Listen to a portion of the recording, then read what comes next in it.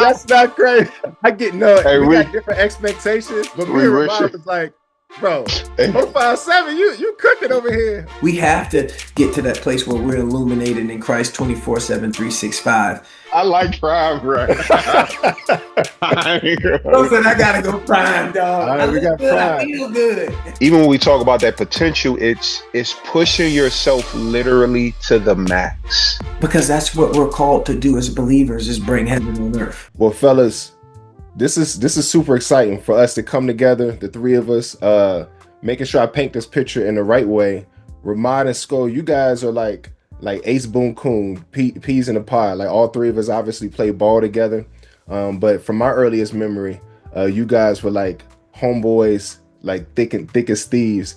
And it's been cool because I think over the last 2 years, being able to connect with Ramon, and then over the last year or so, the three of us kind of connected, man. We've had a lot of really organic convos. So today, man, I just want to just keep building on that, but do it in such a way that might be an overflow for anybody else. So last week when we got together, we was talking about with some topics, and I think we kind of popcorn all the time. But Sko, you talked about how can we unpack scriptures or like words that are not necessarily canon, right? So I'm looking forward for us to dive in there. But Ramah, you talked about human potential and like the intersection of maybe discipline. You know, there's a sports aspect to it. There's like there's an entrepreneur aspect. There's a professional. So human potential, right? Is kind of what we're gonna get grounded on today. So I'm gonna popcorn it to you, Ramah. I would love like what was kind of your motivation when you think about like human potential as it just pertains to a topic and like your purpose and the work that you do, bro. Oh no, that's a good question, Q. So I think potential, obviously, guys, as former athletes, that's the word that's thrown around a whole lot. This guy has potential, right? The potential to play this position, the potential to be this potential 5-star or top draft pick, etc. But as a person who heard that word growing up, what I realize is, you know, you could have this potential to maybe accomplish something, but you still have to do something on your end to reach that potential. You know what I'm saying? And so in sports, it's kind of easy to be like, oh, nah, I can see him becoming maybe the next, you know, Justin Jefferson or, you know, Lamar Jackson. Oh, he probably could be the next Vic with whatever. But man, in life, we all got potential, right? Mm-hmm. And even young ladies, they might be like, oh, I see him as a potential husband. And then they get in a relationship with a guy and he doesn't do his part and all your hopes are gone down the drain. But that's kind of where my mind went, man. I think it's something that needs to be explored. And obviously it could be explored in a variety of different ways. But yeah, that's just kind of where my mind was when I think about potential, because it's like, dang, that's a good thing. But if I don't do my part, man, it will go to waste. But anyway, what's y'all thoughts? So what's on your mind, Brody? So for me, man, like in thinking about the human potential and just what we're capable of, man, this joint kind of takes me back to like a mindset that's like from my adolescent years that my dad used to always say. And it was just a little one-liner, like what the mind believes and yet conceives, it can achieve. And, you know, even when I was thinking about the topic, that's kind of where my mind kind of put the car in park is, you know, a lot of our potential is connected to, you know, our belief systems, our ability to see something, set a goal, and then go about achieving that goal. And so, you know, to maximize that human potential and what that looks like just as a collective, I think it comes down to, you know, really understanding who you are as an individual. And then individually, what springs forth from that is just, you know, that's just a byproduct of who you are. But if you were a guy that got, for example, if you're a guy that got cut from the Little League football team, And in your mindset, the fact that I got cut from a little league team could potentially mean for me, I'm getting cut. I'm definitely not going to make the middle school team. I'm Yeah. definitely not going to make the high team, and so, I have personal experiences with that where, I wasn't even allowed to try out for the middle school team. Mm. That didn't stop me. I just said, I'm going to prove them wrong. I just kept playing rec league and then went on to high school, ended up playing that coach, but that's another story for another day. Oh no, no, no, no. Hold up, bro. That's crazy. I didn't I don't realize that know. either. I don't remember you telling me that. Hey, hold on, hold on. But even at a young age, though, bro, I just think that's how powerful that seed of what your dad said was. Because you just helped me to connect some dots about believing is one of the core ingredients to you reaching your potential. Because I guess what good is it for me to see all this greatness in you if you don't see it in yourself type thing. But the True. fact that at a young age you still had that mentality, you know what I mean, of, oh, I'm gonna prove them wrong. Wow. Where you think that came from? Was that just embedded or Man, to be honest with you, I think it was embedded. I think it was just some foundational things that were poured into me along the way, just from, my upbringing growing up in Norfolk, Virginia, to, having great, coaches that came into my life along the way, like the Pearls, who just made those little deposits. They sowed seeds into my life that kind of just, they quickly grew roots and sprouted because, I was viable soil, and I think the mentality and the mindset came because I was so small, because I was always the little guy. And so no knock on that middle school coach. He said, no, I'm not letting you try out for my team. Like, I'm not going to be responsible for you getting killed. And he told me to go pick up an oh, instrument. Yeah, told me to pick up an instrument. And so, boy, hey. I'm wrong. That boy was disrespecting you, Scum. Yeah. What was crazy was all of my friends, all of my like peers in the middle school that were on the football team was like, yo, we need Scotty. No, coach, man, we need to get Scotty on our team. And so when I came out there, he looked me up and down. I was like, this who you been talking about? Oh yeah, man, Oh, go pick up an instrument. Football's not for you. That's wild. No, That's and, wild. and, and the crazy thing is, uh, a few years later in high school, I ended up playing that coach. He was the head coach of a rival high school. I put up like 200 plus 2 touchdowns mm, in the come on, bro. quarters, and then set out the rest of the game. But again, that's another story, man, for another time. I like that. Amen. Hey, as you was processing the you said something about belief. The like we're talking about what is human potential, what kind of motivates us, and you said something about belief, essentially, like how we see ourselves and how we see ourselves like growing and maximizing who we are. I actually want to like, I think that's a good place to go. So for me, for context, Ramar, you thought this was a dope convo for us to get grounded in with human potential. I'm an intersection guy, so I always like to see like how stuff frames from like a theology or faith standpoint. I have a bias towards like psychology, namely positive psychology, and then I like to see like things in a like a career workplace, like how we show up in different spheres. So when you say human potential, my brain is always automatically thinking about buckets and intersections. So my question to you guys is kind of twofold. Um, I would love for us to like share what's moments when you look back at just previous seasons. It doesn't have to be adolescence, but it could be like adolescence to where you are now. Moments where it's like I have not achieved my potential. Like this is a very very specific instance, and then one where it's like, oh snap, I surprised myself and others, and I've exceeded my potential, my baseline. So those two sides of that question. Looking back in your life, what's moments where where you fumbled the bag, you didn't measure up to your potential, and then when moment where you exceeded your potential. I don't know who want to drive that, uh, Mm, but that would be a good part. Man, let me drive the boat. Go ahead. hmm So that's funny, man, and it's this is actually from my teenage years. I had received the invitation to attend the like Army, U.S. Army. I think it was the U.S. Army Navy, like combine, and it was out in Texas. And upon receiving the invitation, myself along with Percy Harvin, shout out to Percy from back Shouts to home, Percy. 7 representative. He was a sophomore and he was attending as well. So we both flew out there. Our little league coach, shout out to the Virginia Beach Mustangs. He flew us out there, set us up, man, and talk about talk about being embarrassed in front of hundreds and hundreds of people. This was definitely a time where I knew I did not prepare.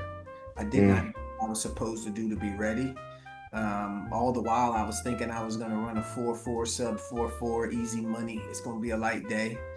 I think Percy ended up running a 4-4. I ended up running like a 4-5-7 or something crazy. 4-6 too. By the way, Sco, that's not crazy. But go ahead. Yeah, man. So, man, I was beyond embarrassed, man. Talk about laying an egg. Like, that was the epitome of it. Like, I really couldn't even enjoy my time there because I was so embarrassed. It was in San Antonio. You did the combine drills, you did the 40, the broad jump, shuttle, all those different things. To your point, I did kill the shuttle though. I did run a fast shuttle, but obviously that 40-yard dash mattered, especially if you wanted to get that invite the following year. And unfortunately, I didn't receive the invite because my performance was lackluster. I flew out there and laid an egg. But, on that flight back, I remember the conversation with Percy. I remember the conversation with Coach Bruce, and I was so adamant about I'll never be in a situation again where I'm going to showcase my talents and abilities and I'm not ready. That embarrassment from my junior year going into my senior year set the tone for every other event that I ever had to walk into. I don't care if it was a lifting competition. I don't care if it was a foot race. It didn't matter. Like, I just wanted to be in the ready all the time. Ready to go. That's so good. Wow. Man. Nah, that's powerful, Scope. Hey, I ain't know that either. That's I can see that. And man, I think about with that, how basically embarrassment pushed you to your full potential. You know what I'm saying? And those moments help because now you're bringing me back to a story in high school. I remember going into my junior year, like, they passed the equipment out, you know what I'm saying, around August 14th, August 15th. And, we all standing in line, and this is going to be my second year on varsity. So I'm coming in with, expectations. Like, I got my little sophomore year thing out the way. I'm coming ready to get my, my rocks off if you have you. But man, coach said, oh, nah, Ramon, I need you to stand at the side. And so I'm like, all right, like, cool. You know what I'm saying? Like, maybe he got some special equipment on me from or something. He said, yeah, your name was on that list of guys who ain't get the grades. And I was like, what? So, yeah, like middle school, elementary school, I was an honor roll student. When I got to high school, I made the honor roll like my first 2 quarters, 9th grade. But I just in my mind was like, oh, this is a breeze. So when he showed me my grades and I had a 1.5, I was like, ain't no way, bruh.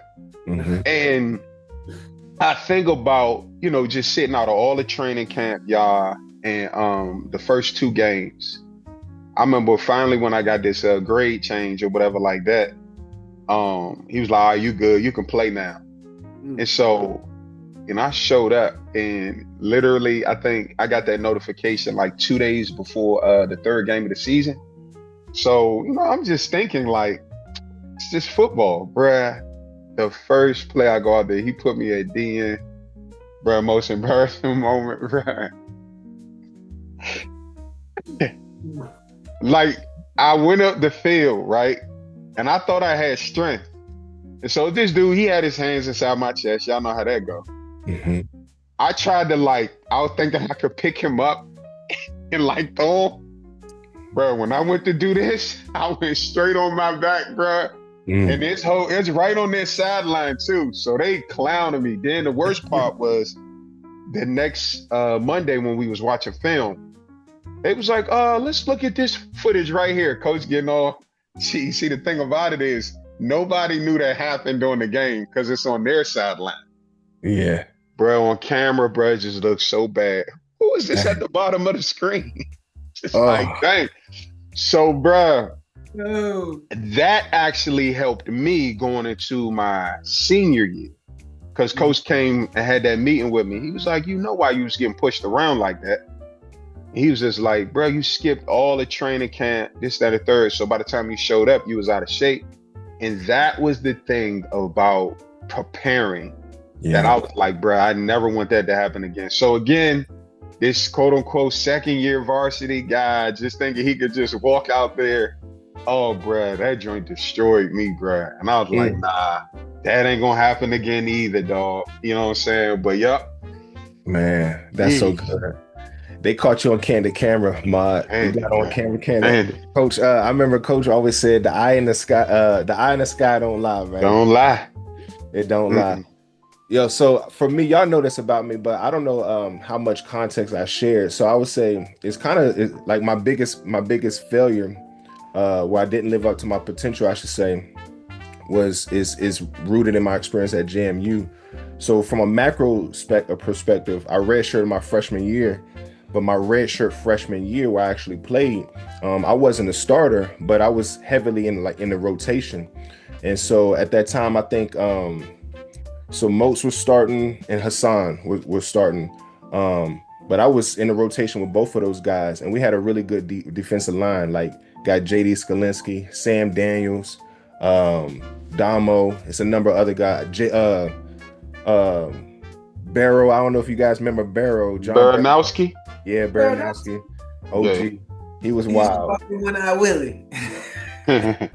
He got some stories. We'll leave it at that. But so yeah, my freshman year, my redshirt freshman year, getting a lot of burns, making play. So my expectation going into my redshirt sophomore year was really high. Mind you, you guys know JMU is kind of a tweener in terms of like size. So like my redshirt freshman year, I was probably like I'm 6'5", maybe 265, 270. And so my position was a defensive end, but I'm kind of a bigger D end. Like I probably was the heaviest defensive end.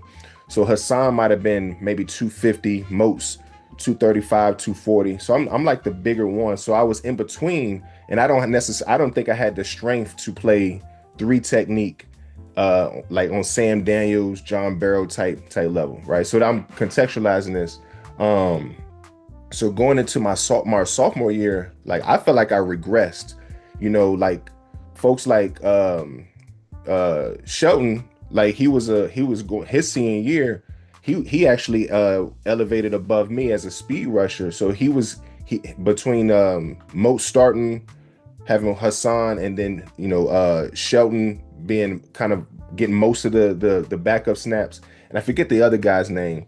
So I kind of regressed, long story short, but I didn't have the strength to play that three technique, one technique, and be versatile when it came to speed to get the rotations at DN.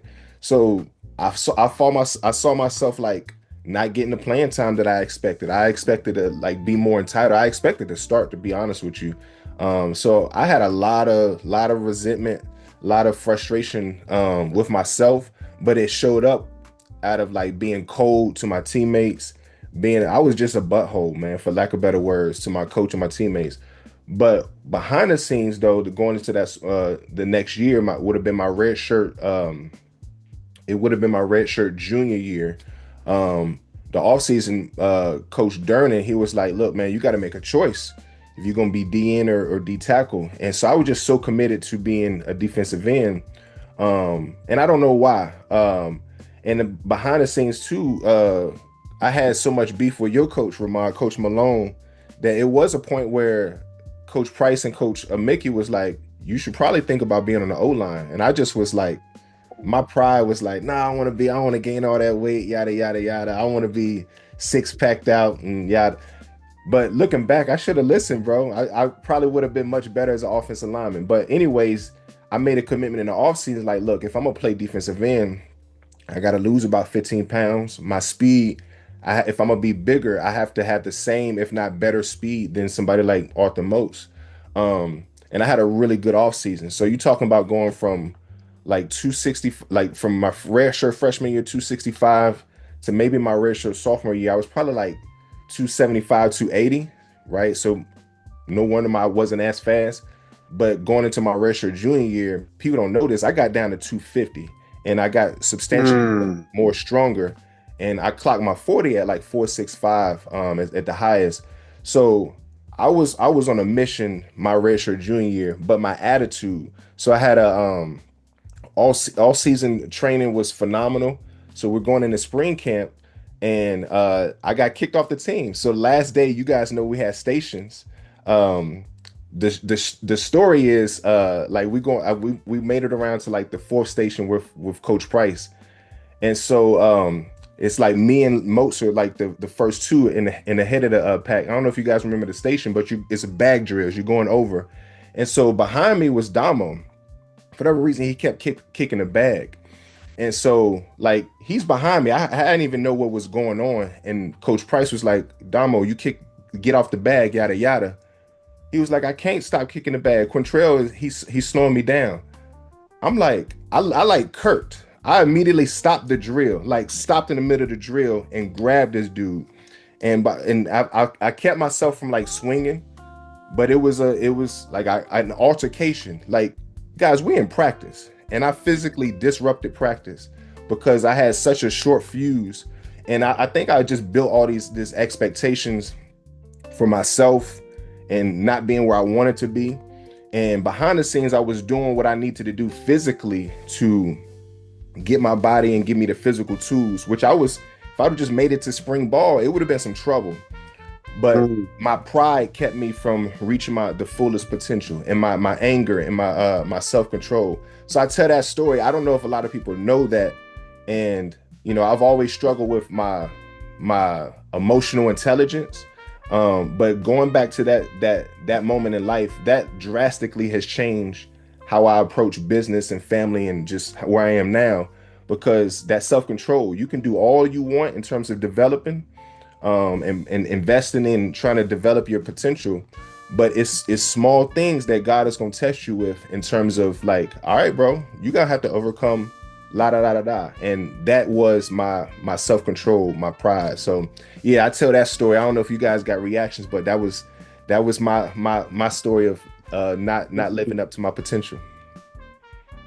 Know the fine details. I didn't know the Damo, and that's what transpired. I just remember that face-to-face interacting with you and Coach, and I was like, "Oh boy!" It escalated so quick, bro.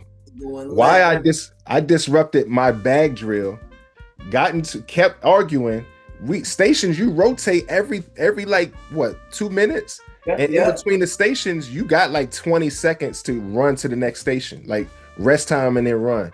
Do you know how out of control you got to be to stop your drill? Like Coach Price is right here, still argue, and it escalate to where I'm now in front of Coach Matthews, and this is a practice. Like if that was recorded, I would be probably so embarrassed looking at that in hindsight. That's how disruptive I had to be. So yeah. Man, you make me think about man, you did what you needed to do in one area. Your athletic potential was clearly about to take off, but the human potential speaks to the whole you. Mm-hmm. And if you don't improve in that area when it concerns, just your temper and all like that, golly, it cost you your athletic. Like, and you was locked in, bruh. Dropping to about 250 and 465, like, but that one area, you know what I'm saying, that was hidden. And I think the crazy part is, even to like with Scout, who witnessed it, probably nobody knew that was going on within you internally. Yeah. So it's not like we could have got ahead of it You know, like how Coach Derner told you, yo, what you gonna be? We could see you 270, 275. We can see you on film, you know what I'm saying, if you weren't performing and applying the technique, but the internal stuff is hidden, bro. That's You know good. what I mean? And like I'm saying, like I know you already forgave yourself and healed from that joint, but it makes me wonder now, like when we see certain athletes crashing out, Mm, who can they talk to? that's good. Because think about this too, as athletes, we know how to channel anger and release it on the field. Yeah. You know what I'm saying? But dang, man, some is that like nobody would have probably ever known. Because Q, to my, I mean, I know I was with you a year. You was always like a chill dude. You know what I'm Yeah. saying? So I'm pretty sure like folk was like, yo, what happened with Q? You know what I'm saying? But internally, man, that's deep, bro. That's deep. Yeah. It's Mm. good that you go. You had a reaction, Skull. I thought I saw you guys. It was just the initial, man. I just recall that season of our lives, man, and me lobbying along with some of the other seniors, like I this remember that. team. Yeah. Coach, you said this is our team. Like, and I'm in the office with Coach Matthews and I think Sam and a couple of other your position group players. And like I just took it to him. And, he appreciated our willingness to come in and fight. But he really remained steadfast in his position and was like, no. And for me, I had witnessed that happen with other seniors. So here it was, our senior year, going into our senior year, and all we wanted was Q back on the team. And Mm. I just think about the full, like the human potential and its capacity and its fullness, and what we're talking about here. It's like you took care of the physical aspect of it, Yeah. but like to your point, Ramad, like it was like a blind spot. Like you knew that this was an area, that was a deficit. That again, had you got to the spring, who knows what would have taken place? Who knows what kind of interactions would have transpired? Where the work would have begun in that area of your life. Because we all just, we're all just these pieces of clay, man, that's on the potter's wheel, and it all don't happen overnight. So even with your situation, Q, like, man, like the physical aspect of it was there, and I believe it, bro. Like, had you got to the spring, it would have been trouble. You know what I mean? Um, but the mental aspect of it and your mindset, uh, it definitely plays a major role in it. Like, it makes me think about when my positions got moved. Mm, To physically adjust to it is one thing, but I had to have that mental buy-in. So even with you, bro, with like that built up resentment and anger that you just had, like for you, ain't nobody gonna try you.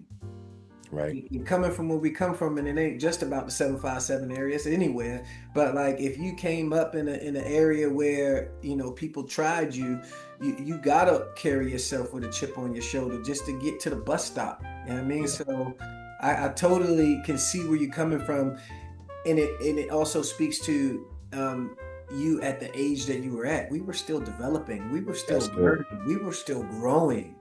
And so in moments like that, it's imperative for our coaches, our those who are authority figures in our life, those who are leading us and guiding us, to allow us to have those opportunities, to have those shortcomings, but also the opportunity to still rise from the ashes.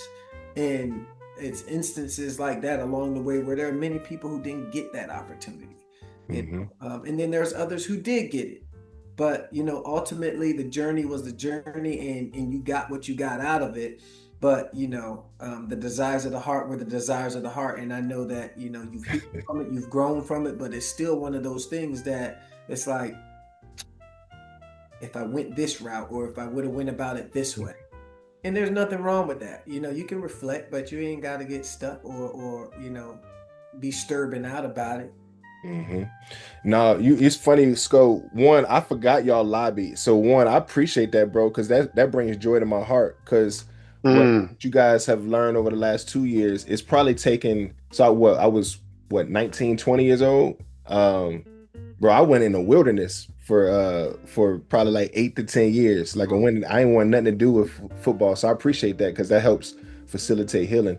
But you said something I want to frame it as a question to you guys, right? So using our experiences of like not achieving certain potential.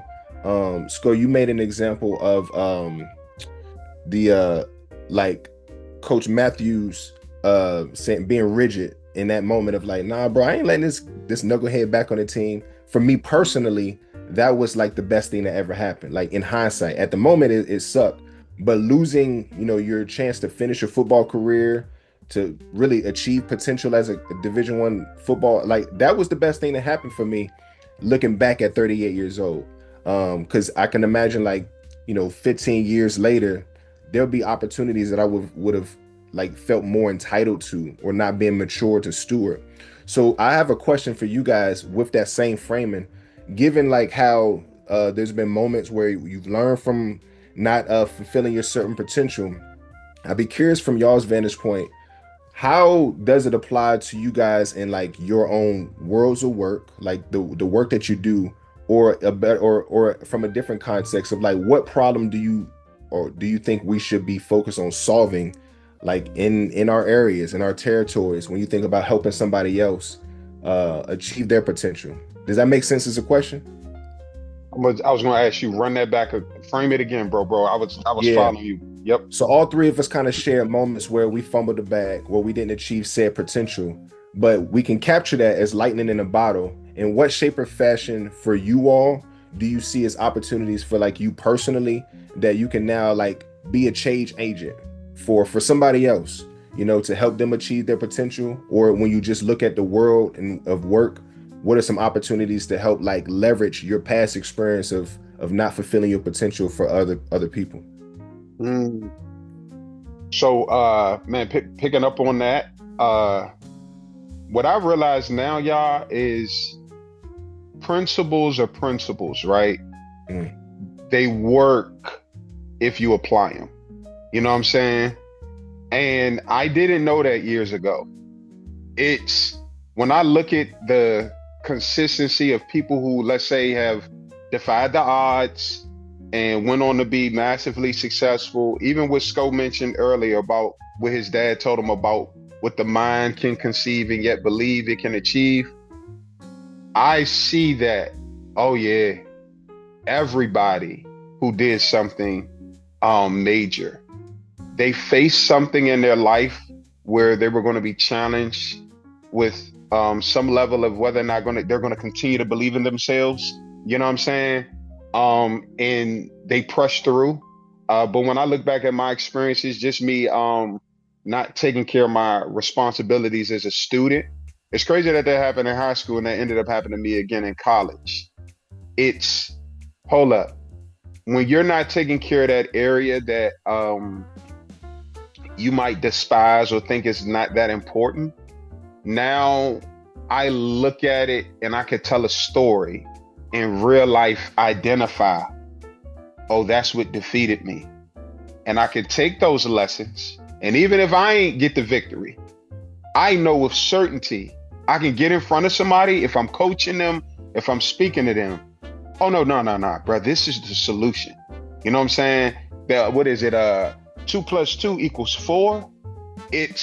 That's how simple that math is now when it concerns certain things. You know what I mean? I know we're pulling on a variety of different things when we're talking about what all goes into us reaching our full potential. And Q, you brought an element, Sco brought an element, I brought an element. And now I'm looking at it through it's almost like a recipe to me. We got to have all these ingredients. You know what I'm saying? But yeah. It's my responsibility now, because the way I look at it now, y'all, it's like whether it's laziness or whether it's self-doubt, that's the enemy that works against all of us. And we got to just get armed up and go in it with that mindset. Nah. You may have got me when I was 21. You may have got me when I was 25. But you ain't going to get my 9-year-old son. You ain't going to get my nephews. You ain't going to get my community. That's what I'm thinking too. It's, as we had coaches, the Coach Durdens, the Coach Matthews, etc., who grabbed all their coaching experience to bring out the full potential in us as players. That's the mindset that I kind of got now. You know, as we're having this conversation, let me just say that. That's what hit me.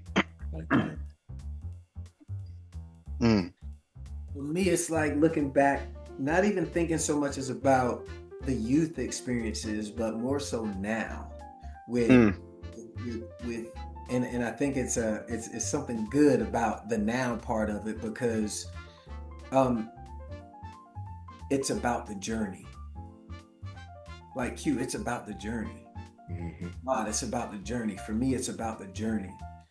And when you arrive to a place where you recognize what your human potential is, and then arrive to a place of God's will unfolding in your life, you're able to, you're able to look back upstream and see things from previous times, like how did I get through that, how did I overcome that, or what have you, to bringing yourself to a full circle moment of like a aha or wow, whether it be because you persevere, whether it be because you endure, whether it be because you prayed, you fasted, you got more intimate with God. For me, it's the things that are happening in our lives now, it's like it's not happening to you, it's happening for you. And if you can process that mindset of, all right, well, what am I to get out of this? How am I going to benefit from this? But then it extends beyond you. So then that springs forth and that flows into, your household. That flows into your children. That flows into your spouse. That flows into your relationships in the workplace. That flows into, as bro said, the community and beyond. And so to be able to, understand that things are going to happen in your life and you can't control it, but you can control how you respond to it. That's good. Being able to have an understanding that things have an expiration date and that you're not alone. That's why it's important for these types of interactions to take place, because there's been so much breakthrough just on the strength of, hey man, I'm not alone. I'm not the only person going through this. Yep. And there's something to be said about knowing that you're not alone. When you think that it's just you experiencing and you dealing what you're dealing with, man, it feels like the walls are closing in on you from every direction. But when you can look back upstream and see, hey, when I thought I wasn't going to get through that 6 months ago, and look, here I am now, you're able to pass that along to the next person. That's good, bro. Go ahead. If you had something, Ramad, go ahead, bro. Yeah, that's a good point. One person I thought about, and this is kind of like connecting dots. That's kind of what I got from what Sko was saying, looking back upstream, and you like, okay, almost like you could pick up on patterns. David's reasoning that he could defeat Goliath was based upon the victory that he had in killing the lion and the bear. So when Sko said, I look back upstream, it's, even though I may face a new challenge, it's, hold up, this might be unfamiliar, but that's good. What I am familiar with is I'm a person who perseveres. I am familiar with, I'm a guy that's going to figure it out. Whether I got to stay up late, whether I got to pray more, whether I got to learn how to do it. And this is, I got to be transparent, y'all. That just hit me because when you get to a point where you face something that you've never seen before, that's when the uncertainty can kick in, right? And it goes back to what you said, Sko, about believing. Belief is not necessarily based upon something that I understand right now. You know what I mean? Like, because it's something I never faced before. I don't understand how I'm going to overcome it. But if I look back upstream, I'm like, hold up. The same God that got me through this, and this I don't know how he gonna get me through it now, but I Mm. know he's still with me. That's in real time though. That just hit me like, dang. And I'm over here like, man, I don't know if I can do this. Why are you telling yourself that? You know what I'm saying? Like, Let me go share ahead. this, bro. As you processing, you immediately made me think about James chapter 1 and it's verses 1 through 4. I was walking last week and it like the verse 4 talks about or like I gotta pull that joint up. Mm. Verse 4 is like making your faith come complete, right? So I'm gonna read this joint out loud to you. All right, here it is. So greetings from James, servant of God, God instructs the believers. Hold on, dang. Bible app fumble in the back. Here we go. So verse 2, consider it pure joy, my brothers and sisters, whenever you face trials of many kinds, because you know that testing of your faith produces perseverance. Let perseverance finish its work so that you may be mature and complete, not lacking anything. Hold that right quick because they clean this up for me. I want to go to like another version. Hopefully, like maybe New King James, because this threw me off a little bit. It says so that your faith can be perfect. There we go. Verse 4. This is New King James. Says, but let patience have its perfect work, that you may be perfect and complete, lacking nothing. I like the contrast between those. So to your point, Ramad, it threw me off at first, bro. Reading this, I'm like, what you mean have perfect faith? But that word perfect isn't in my paradigm of like being a perfect person, not without sin. It's talking about being mature and complete and being resilient through testing. So you said the point earlier, bro. I'm connecting with Sco said of just this idea of I'm going through a new task, a new test. I've never seen this before, but perhaps in this season, my past season, I fumbled the bag as a student athlete. You know, I got kicked off the team for academics, or Sco, like you went to Texas and you ran that 4.57, which was a terrible 40 time. I'm being facetious, right? Like for us, those are buckets of failure, but we learn from that. That don't go away. That's embedded in our memory. So now for future trials, if we allow it, you know, we can have a more mature faith. Like we can transfer experiences from one part of our life to another to make our faith more mature. It don't mean that we ain't gonna run a 4.57 again, Sco. You know what I'm saying? That might happen again. Like I might drop kick somebody again. But as I go on this journey to have a more mature faith, I'm learning from these past experiences. Does that make sense? Absolutely. It Yeah. makes me Mhm. think about it makes me think about the word of your testimony. And because those past experience, and then again, knowing that you're not alone, what I was talking about earlier, in sharing those stories, sharing those shortcomings, sharing how you overcame by the word of our testimonies, we are helping others get released. Others know that they can make it through. And really, what it comes down to, man, for me is, and this is based on like the initial question, is being the best version of yourself, like in who God made you to be, the best version of that. Not the best version based on man's expectations, Come on. not the best version based on your spouse's expectations, your employer's expectations. Mm. The best version of you based on who God called you to be. And when you can arrive to that place, and I had that experience this past year as I was working at a career college, being able to just be who you are, just be you, just let your light shine above all else, just be you, and to be able to just have my light on all day, and then when I come home my light's still on, and then when I go to bed my light's still on.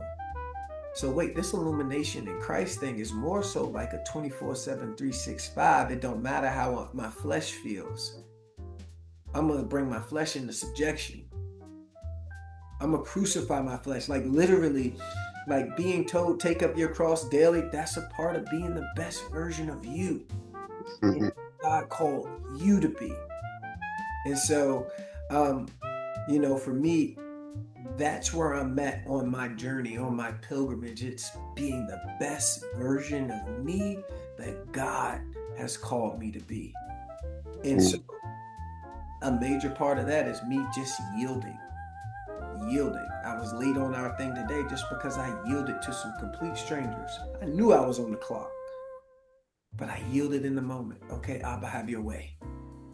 All right, and I know, this is what I know, the corresponding fruit of me yielding to God, he was going to ensure that this time was not going to be something where I was creating conflict for you guys. I knew that there was time that you guys were going to get. That was a divine delay. So here we go, and now we're here.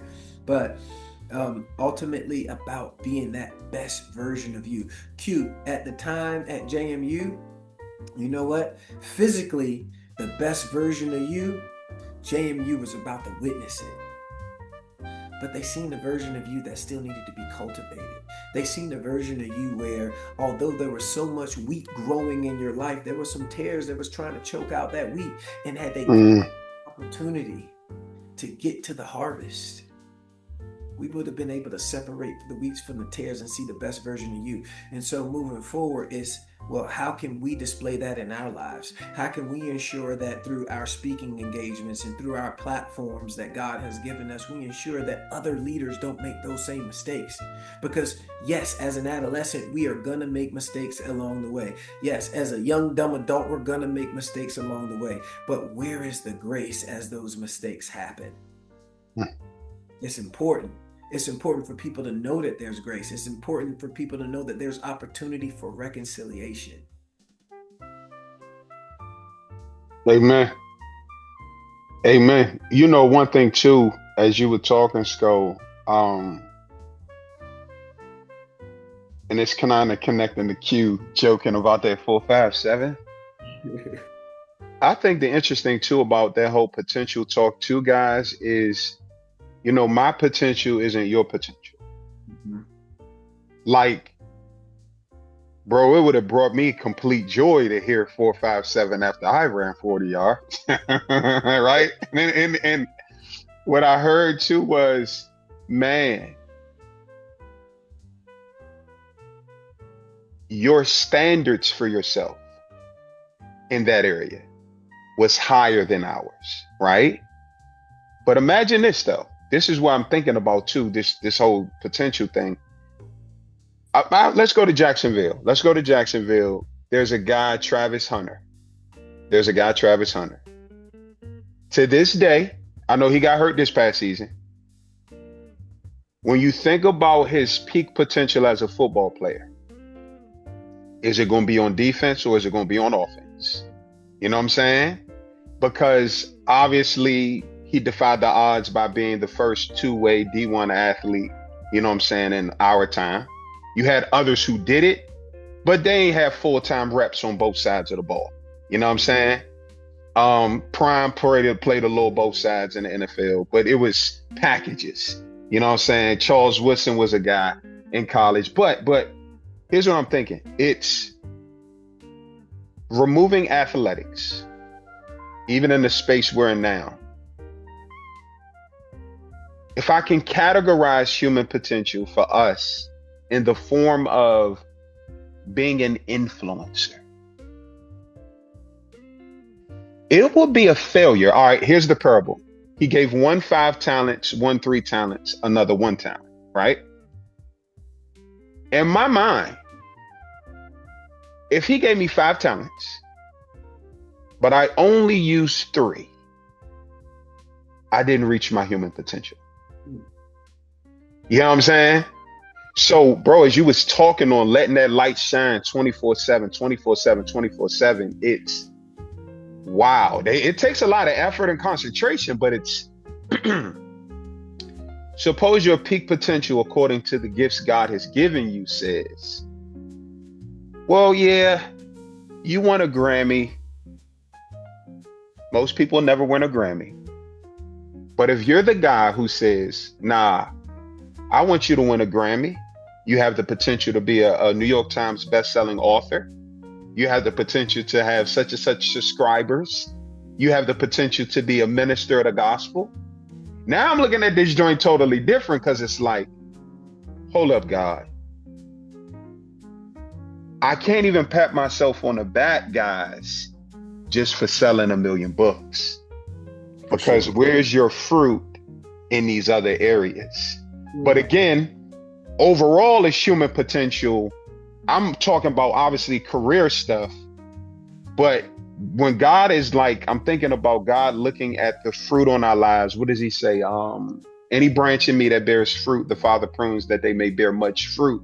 Yeah. It's like human potential wise, I don't know what your full fruit potential is. You know what I'm saying? And what that looks like in your life. You know what I mean? But that's just kind of where my mind went. Go ahead. Yep, Yeah. yep. So you open up Pandora's box, bro, and we got to Yeah. go there.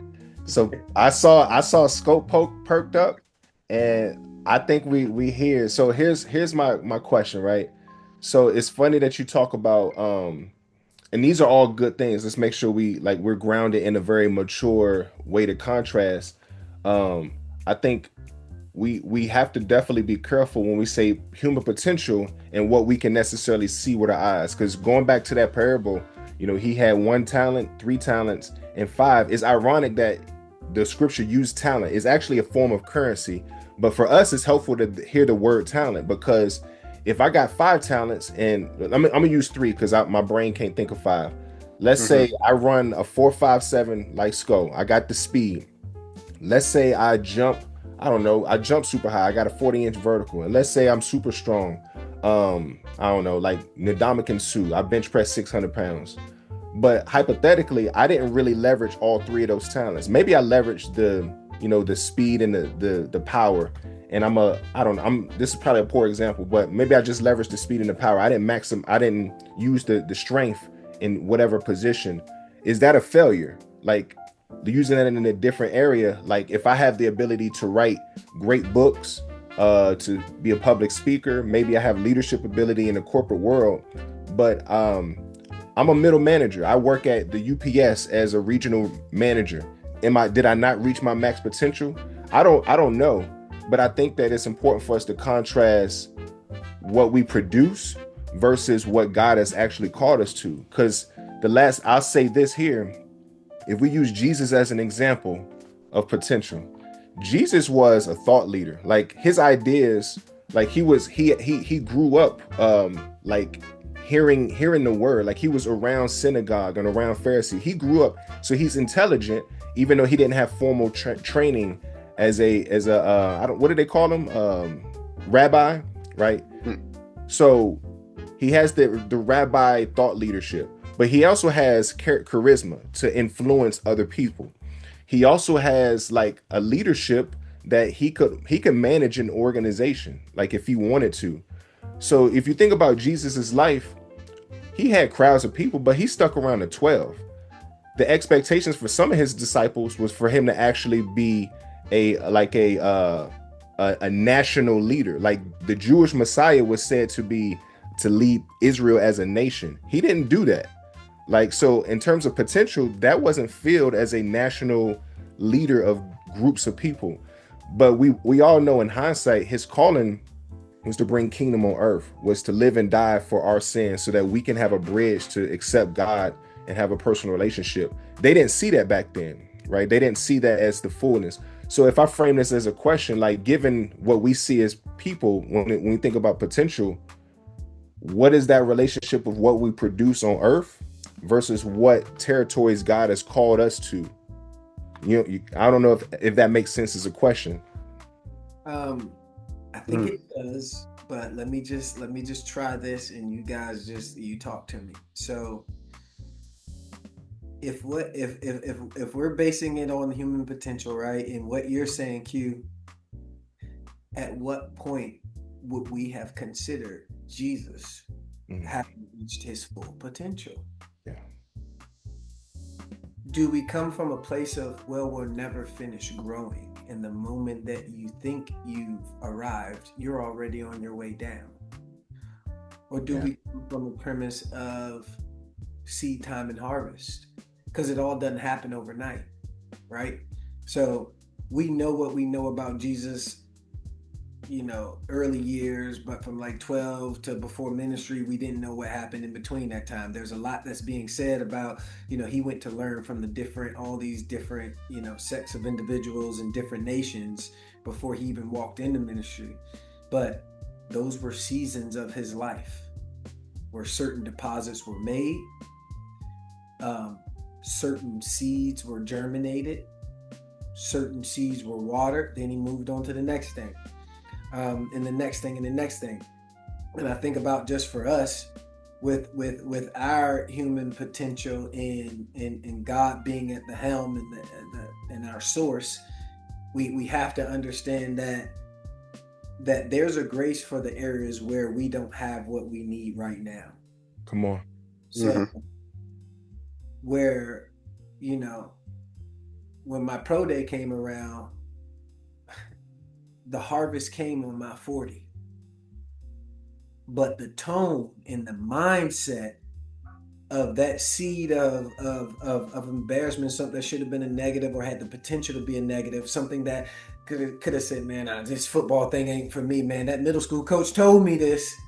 It wasn't the thought process, though. It was, I'm never going to let that happen again.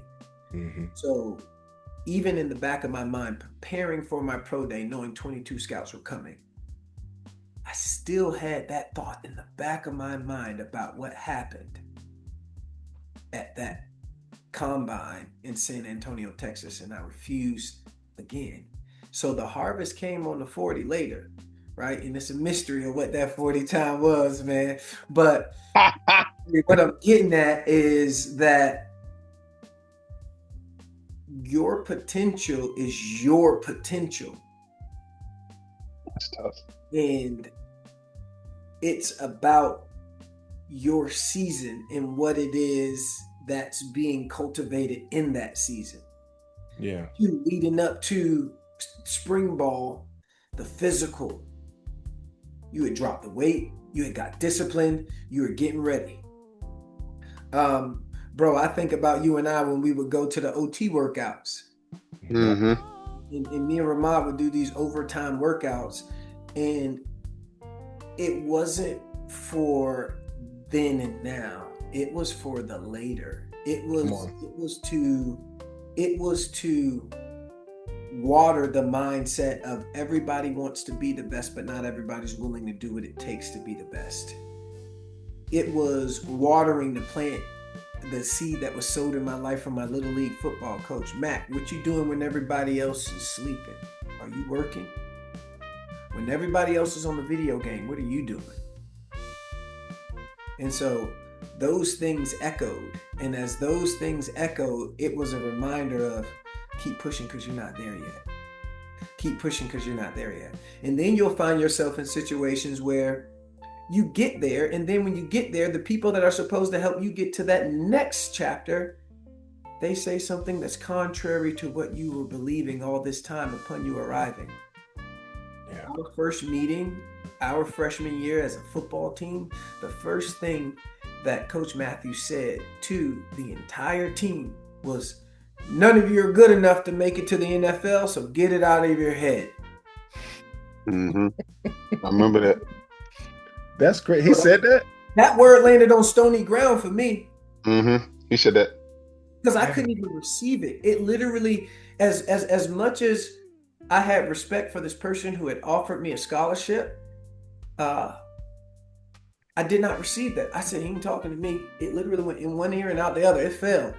Like if the sun came out, that joint would have been dried up and just, it was done. Dang, that's wild. Because for me, it was, I didn't come this far to let my head coach say that and me buy into that. But think about this. That was something that God was preparing me for way back when. From the Granny Park young players, growing up in Granny Park and playing football and not being able to play with my brother, but I was fast enough and tough enough, to middle school, you're not allowed to try out. To high school, that happening, and then college, but having people in your life that are supposed to make those deposits, that are supposed to be uplifting, but then you have some in your life that you're like, wait, that's not right. Yeah. So that where I was coming from, it was thinking about where Jesus was when his ministry started. He couldn't have gone to the cross in the beginning. There were certain things that had to take place. There were certain giftings. There were certain encounters, human interactions, and things that had to take place. There were healings. There were things that Jesus had to endure, had to experience before he could check the box to even. And I'm even talking about even while he was on the cross. There were certain things that had to take place before he could get to that point of tetelestai. It is finished.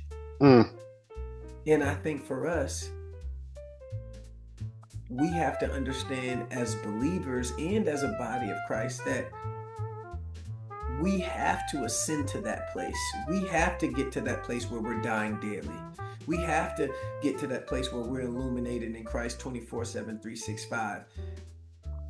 Because that's what we're called to do as believers, is bring heaven on earth.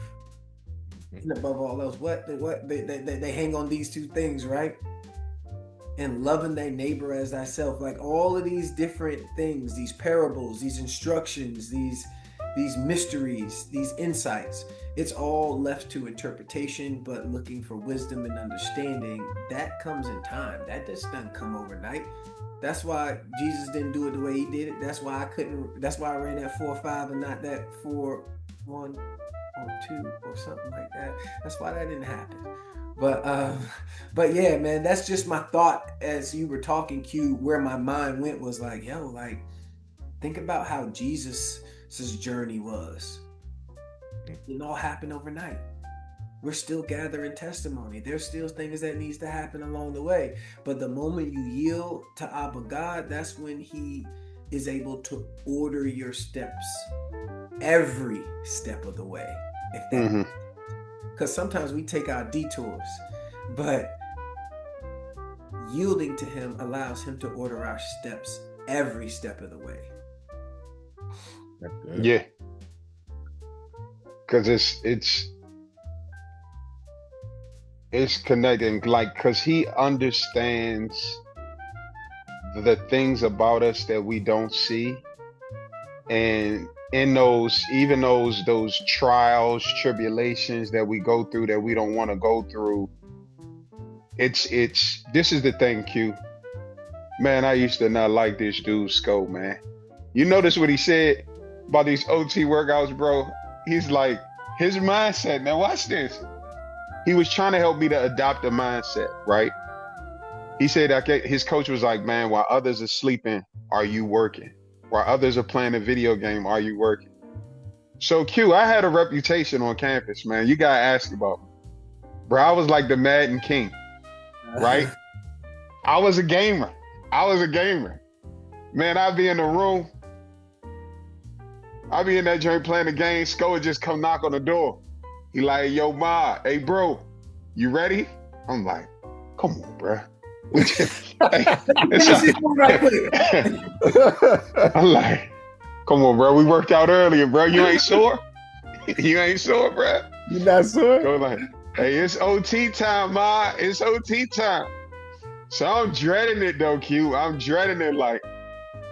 So Cat's like, nah, Ma, see me. I'm like, I'll be back, fellas. Man, where y'all going? Man, we gonna put some work in. So even other people like, man, we just worked out earlier, right? So we get to the OT workouts. And a lot of them workouts, bro, was just burnout. Literally go till you can't go no more. You know what I'm saying? And it's developing this. Yeah. Because even when we talk about that potential, it's pushing yourself literally to the max. Because you think about it, like Durning had a script. Even now I go to the gym, I got a script. But we just like, all right, throw that on, woo, 8 reps, cool. But the crazy people, He said the crazy people, they go to the max. Nah, that's a little joke for Sko. Because the thing, man, Sko used to be like, I said it's this. We had a conversation one day. I said, bro, either I'm that lazy or you're that crazy, right? It was both. It was both. Like, Sko the type of dude, you got to get him to slow down. I'm the type of dude, you got to get me to go further. But in God's divine plan, he brought us together to create that balance. That's good, bro. Because dang, I wasn't even expecting to go here. Even in our human potential, sometimes God has to pull us back just to get us to focus on something else. Wow. His concern isn't for you to be fruitful over there. Oh no, you got that. Oh yeah. But let's work on that thing you don't want to work on. Whether it's my man sent me some yesterday about how pastors, when they were young, they married early because it just looks good for church to already have a wife, because they think it's going to probably potentially keep them from, taking advantage of all the women in the church. So having a wife ahead of time is good because that already sets a boundary. You know what I'm saying? But they was like, some of those pastors who did that, they weren't marrying from a place of true human compatibility. You were more so having an arranged marriage that was just beneficial for the church, not your personal life. So mind you, bro, only in our generation can they discover something like this. You know what I'm saying? But when you think about even just where people choose to prioritize certain things, I'm learning now, y'all, that just being great in one thing is the reason why you have, celebrity superstars who have these crash out episodes. Their mental health is jacked up. It's because, oh no, we just want your gift. But what about the whole you?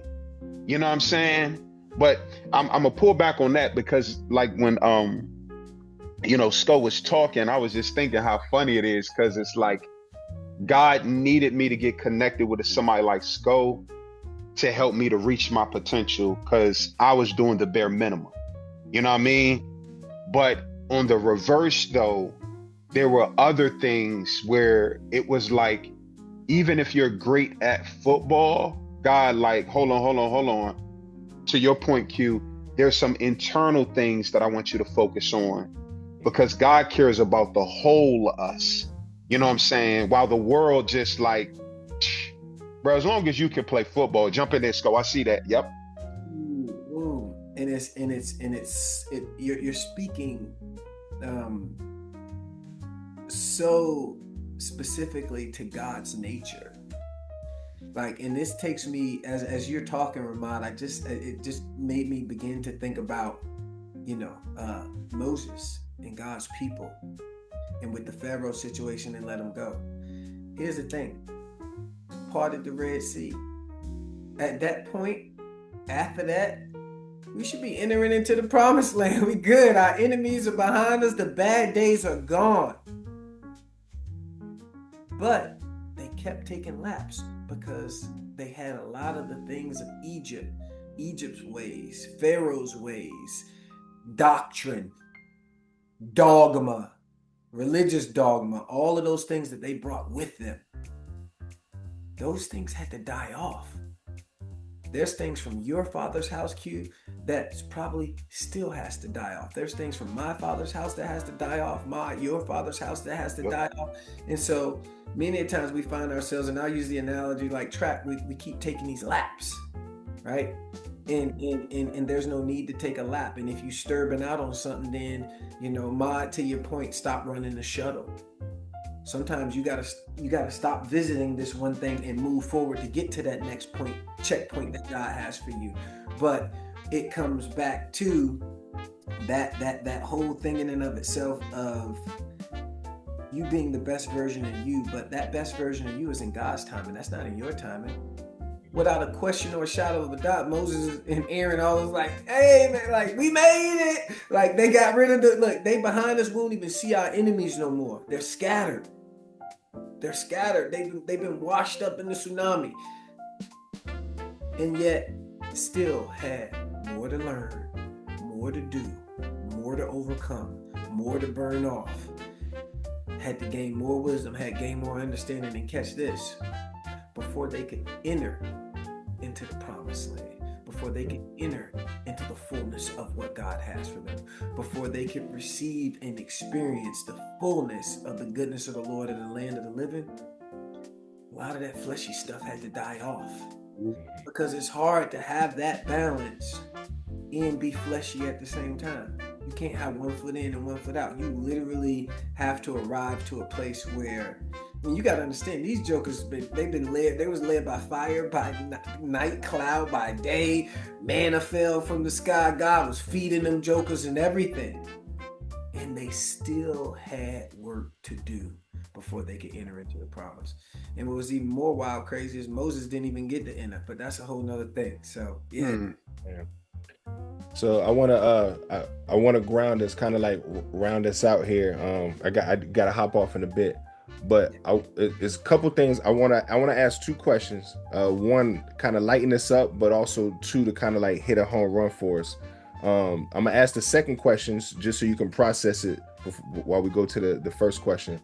So the second question is going to be, we talked a lot about human potential, and we kind of naturally had some intersections where your last part, Sko, was around this, like you landed with Moses not entering the promised land, and like there's a timing aspect and a chosen aspect. And early in the convo, you talked about like you might have ran that 4.57, but ultimately when it came time for your NFL pro day, you know, like that performance was substantially improved. So there's a grace in between the part that you fumble the bag to where you have your true test. I think that was a big idea. And I think Ramad, you had a bunch of ideas.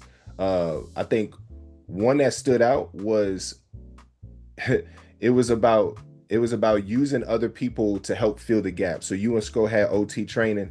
So area growth for you was, I'm gonna use laziness, but you're a video game specialist. Sko don't know what his boundaries are. Sko is gonna go to the extreme with all things. Together, there's a grace that forges and develops both of y'all, right? And so I think that's a really good intersection. It's like there's strength in numbers and partnership when it comes to achieving human potential. And there's a number of things we said. So I say that to ask the second question. I want you to ruminate on this. What is your thesis statement about human potential? When you think about a thesis statement, it's like a main idea.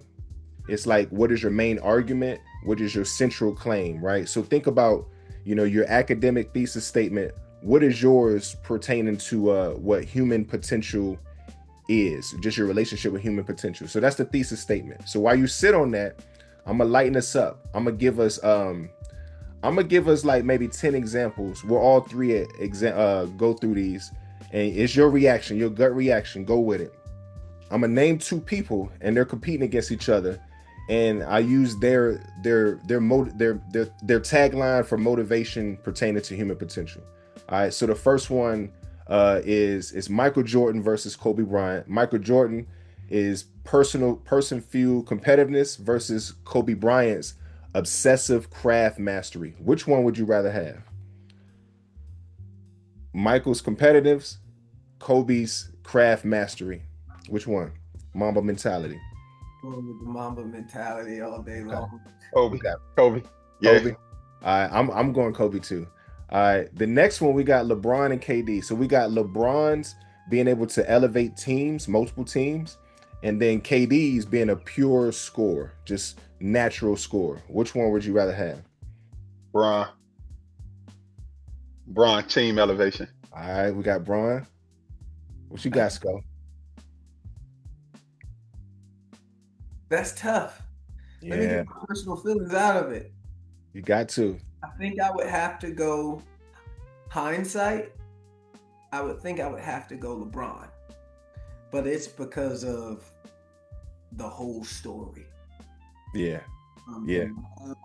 From 19 years old till now. Like, the story is just crazy. The fact that he's playing with his son, that elevation in and of itself, that means he was able to make the necessary deposits in his young ball while still being an elite talent and playing at the highest level of profession.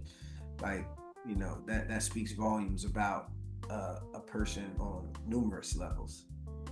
Hey, I'm gonna be the Maverick. I'm gonna go KD, pure scoring. Skills pay the bills, man. I'm going with KD. Different one here. All right, we got Dion and Tim Duncan. Two different sports. Dion's swagger, or you got Tim Duncan's quiet consistencies. Which one you got?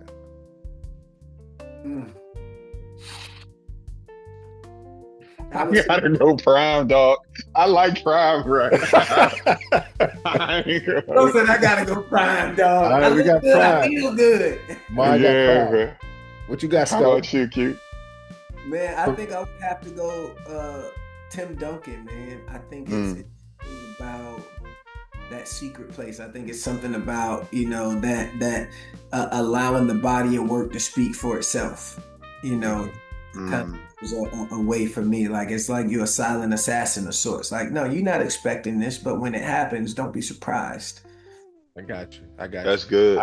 I got Tim Duncan. That quiet consistency. Here's another one. We got AI, Allen Iverson, raw authenticity versus Steph Curry. Range. Which one you prefer? Oh, I'm going to the crib. This I'm jumping in. I'm from the crib. AI from the crib. I'm going with AI, bro. That's my struggle. I don't want to make it him just because it's home. It's okay to be biased, bro. What's your gut?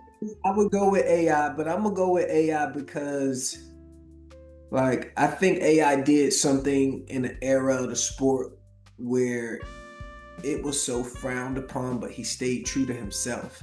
I think there's a lot more fluidity and flexibility in athletics, sports, and entertainment and all that now to have a space where you're coming in and being a long-range shooter. There's a bunch of long-range shooters, but AI came in with that 757 swagger and did not change who he was for anybody. And so I'm going to have to go with AI on that one, man. That's good. Y'all almost sold me, man, but I'm sticking with the chef. I hear you there. Y'all make some good points, though. Chef Curry, I'm here with it. We'll switch sports a little bit here. I'm gonna go Jalen Hurts, steady discipline, versus Cam Newton's expressive energy, aka his flamboyance.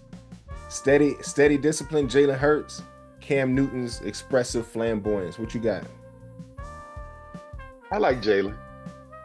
Cam cool, but I like Jalen. Okay. Who you got, Sco?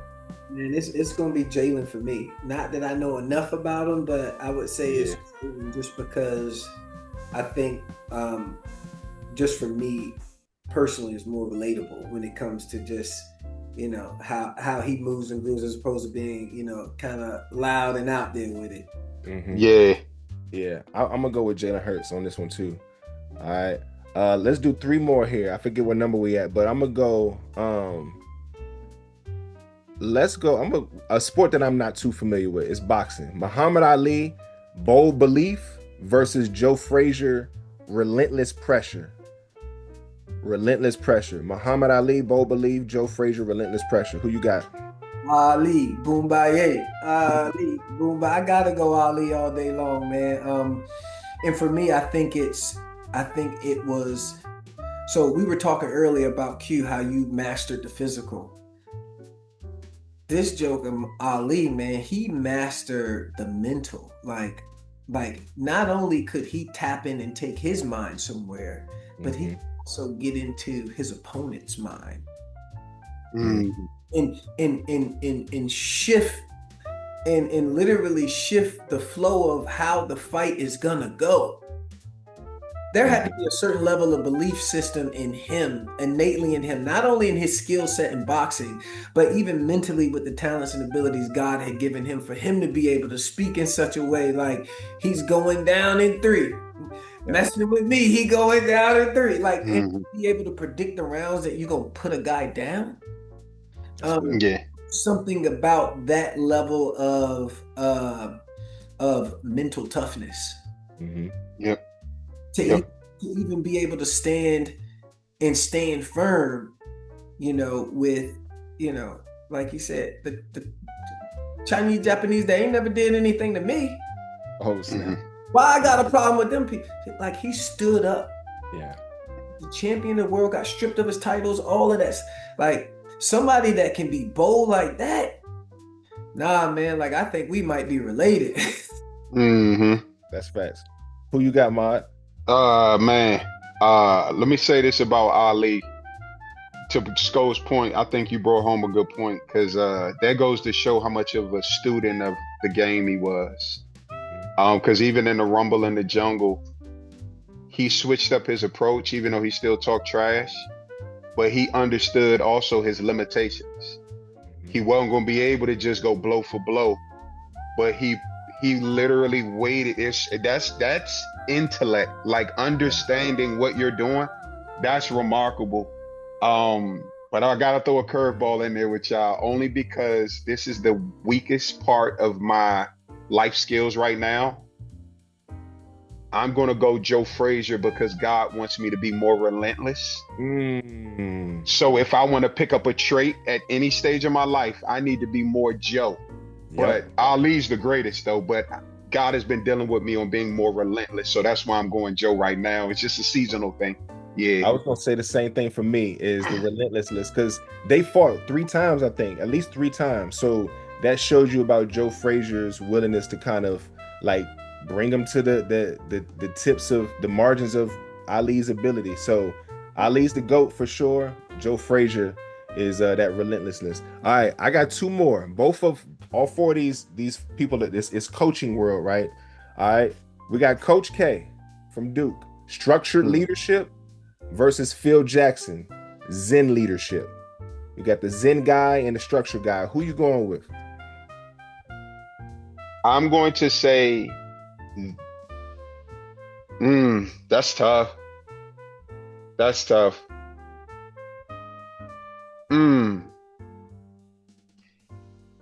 This is what I'm gonna give kudos to Phil about. He mastered how to lead men who had egos. Yeah. Right? Coach K at Duke, they recruit certain type of guys, but Coach K will have more consistent longevity, while I think Phil Jackson is dependent upon having superstar talent to win. You know what I mean? Yeah. And I'm admiring both sides, but I got to go with structure. Because there's no guarantee you're always going to have guys with talent, but that structure will have that consistent. I got to go Coach K with that. But that's a good breakdown, Mod. That's good. What you got, Sko? Yeah, you got me on that one, bro. I think there's admiration for both. Like, yeah, there's admiration for both, but for me, I'm gonna have to go Phil.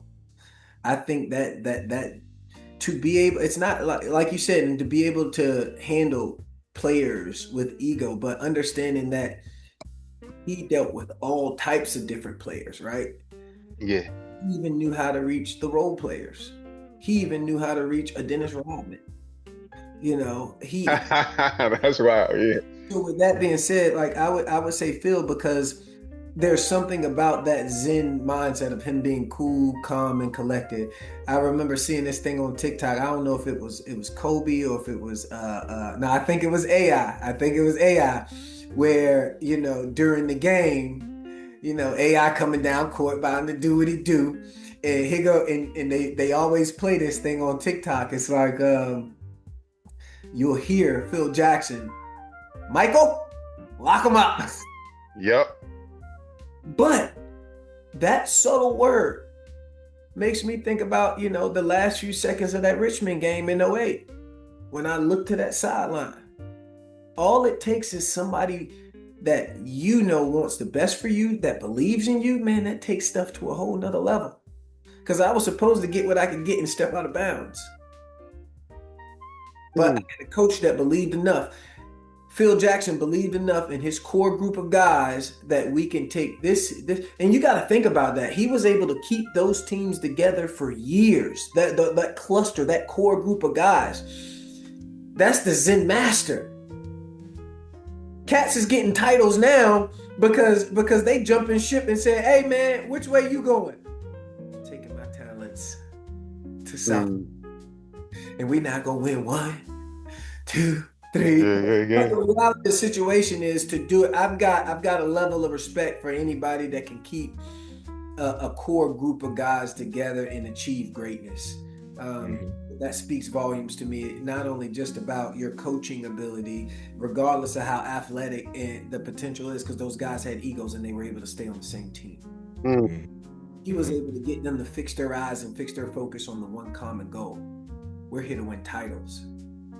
And so and I remember growing up when Rodman had his issues, as much as Rodman was who Rodman was, how was it that he was still able to reel him back in Yeah, yeah, and ready to go when it's time to go? that's good. I got Coach K, that structured leadership. I like that. How Mod broke it down. Two very good thought leaders though. Last one here. So I'm making sure I'm planting the seed so you guys are primed up, thinking about what is your thesis statement for human potential. All right. So last contrast. Nick Saban versus Bill Belichick. Nick Saban's ability to have standardization versus Belichick's customization in his game plans. Nick Saban's standardization, Bill Belichick's customization. Who you taking? Mm. Mm. That stooped me, bro. Well, I can talk to it. So Yep. for me, I think it'll be Nick Saban. There's something about the foundation and how he laid, and I've seen this in previous times and stuff where Nick Saban is always about the ABCs, and he don't. Mhm. It's about the ABCs of the game. And there are little league coaches today. There are high school coaches today that can learn a lot if they tore a page out of Nick Saban's book, because it's about the ABCs. That's good. It don't matter. You're never finished growing. So whether you in little league, it's not look it up on YouTube. You should know this already, if you hadn't learned it yet. That's what coaches are for. So for a coach who's had as much success as Nick Saban has had in college football, all the fame, all the notoriety, and for him to stick to the standards of it starts with the ABCs. That's good. In ensuring that you have these down, because if you have these foundational principles of the game down, the other stuff will follow. So I would have to go with Nick, man. Nick Saban. I like it. Who you got, Mod? Yeah, nah, Sko, you sold me because in the process of you talking, I saw a video of Nick Saban in I think it was the late '90s, and he was doing a coach's clinic. And this is what I liked about him. He said he was talking about technique. To your point, the ABCs of the game. And he was like, a lot of you coaches are sold on the guy's 40 time. He was showing this guy. He said, this guy was a 4'6", 4'7", 40, and he played corner in the NFL and was a Pro Bowler. You want to know why? Because he was a technician. Look at his technique. And with big universities, y'all, I'm under the assumption that they all just want the people who look good on paper. But when Sko was talking, that reminded me of, this dude understood the game. Yeah. And he just wanted great football players who were going to come in and work. And that speaks a lot too, because at least in the NFL, you can sign your guys. And I mean, obviously you had Tom Brady for 18 years, Belichick, not to take away from your greatness. Mm-hmm. But when you got a fresh batch coming in every year and they all buying in, you got to be doing something right. So yeah, that's good, bro. I think now for me personally it's Nick Saban, simply from the place of I've realized as a manager in an organization with people underneath of you, and as an entrepreneur, you're always working with multiple people and their expectations and their problems. And so like having a standard for all of the parts of people's jobs, you can't just pick and choose of like, all right, you do this in this situation, you do this. That ain't gonna bring sustainable success. So I like the fact that Nick Saban, like the ABCs to Sko's point, The standardization is there. Not to take anything away from Bill Belichick's greatness. So I appreciate y'all, fellas. I got a hard stop in 10 minutes, but I want to make sure we land the plane with this last question because I think we intersected a lot here. So thesis statement, man, like what would that look like for you guys? Again, the thesis statement is like, what's your main argument about human potential? What is your controlling idea about human potential? What is like your central claim about human potential? Who want to take a stab at it? Hmm. Man, I'm gonna throw something out there. Human potential is something that everybody has, but it's impossible for you to reach your full potential as a human if you don't know yourself. But I believe that, hold up, that it's just a statement. My bad. You good? I stopped. Yeah. You finish. You can Oh, finish your keep thought. going. Oh, And, okay, and okay, it doesn't okay. have to be succinct. Just your main idea, and it can be multiple rolled into one. Finish your thoughts, bro. I got you. Okay, so yeah, human potential is something that we all have, but it's impossible for you to reach your human potential if you don't know yourself. Um, but you gotta be willing to go on the journey of discovering your potential, developing your potential in order for you to live out your potential. I love That's it, all bro. I love it. What you got, Skull? Um, for me, I think it's um, arriving to a place of understanding you're never finished growing, and but to always be becoming, not become, because you're never finished, but always be in a place of becoming the best version of you. I think that what I'm discovering right now in my life is that being the best version of me, in like, no, like me being me, not based on what man says or requires or what they place their expectations on me. Recognizing that I'm only responsible for me. Being the best version of me will allow me to just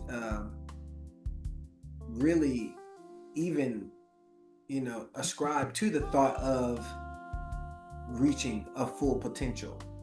Because it's to know myself is what's going to allow me to experience that in a more wholesome manner. Like but to know me is to know my creator. Yeah. To know the best version of me is to have that level of intimacy and relationship with God that is unwavering. It doesn't matter. Like there's something about, that text about, never wavering or being unstable in all your ways. For me, I have a desire to not be unstable. I want to be stable in all my ways. I want to be the best version of me. And then whatever else comes from that, that is what it is. Amen. Amen. That's good. I think human potential for me is rooted in our relationship with God and how we see ourselves in God's eyes, and then our reaction in 3 or 4 core buckets. Our reaction with our potential for how do we now become fruitful as we give ourselves to God? How do we become fruitful in service to others as we give ourselves to God? And I think lastly, how do we remain fruitful and give ourselves to God and be useful for like sustained growth of God's kingdom? So those are the 3 things I think human potential is rooted in. So Amen. man, this was a dope convo. I think that as we look back at this, man, there's a lot of ideas that we can reflect on and like keep going. I think the cool thing is we naturally just like, this is a convo that we have all the time, but I think we did it in a structured way that helps somebody else to be fruitful.